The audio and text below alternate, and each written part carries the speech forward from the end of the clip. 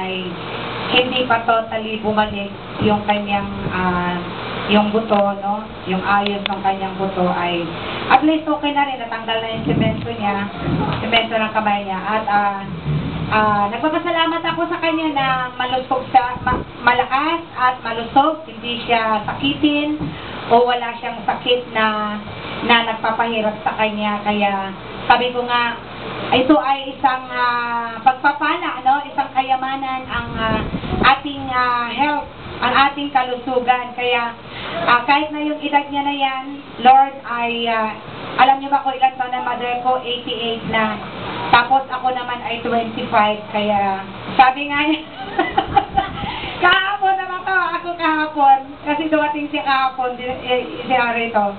Sabi niya, ilang taon ka na nga ba? Sabi niya ganyan. Sabi ko 25 na. Sabi ko, hindi na niya alam kung ilang taon ako. Talaga naman sa ano na talaga namang pati anak hindi na niya alam.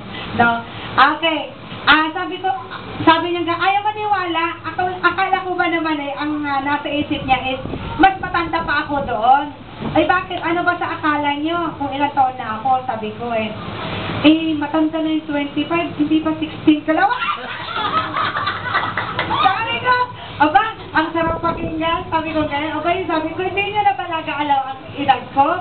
Sabi ganyan, thank you Lord. Sabi ko, kaya tuwan-tuwa naman ako na pinasalamatan ang Lord kasi mas bata pa pala yung edad na sinabi niya kesa sa edad ko talaga.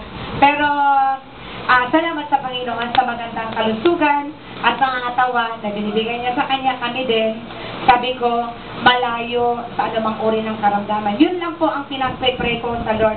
Lord, gawin mo, ipagawa mo na ang lahat ng bagay na kaya kong gawin. Basta wala lang nararamdaman sa katawan. Okay lang ako, masaya ako.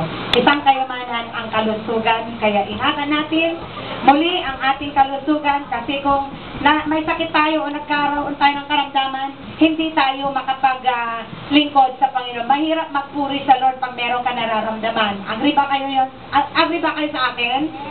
Oo. Kasi minsan dahilan na yung karamdaman para hindi ka na makapunta sa church.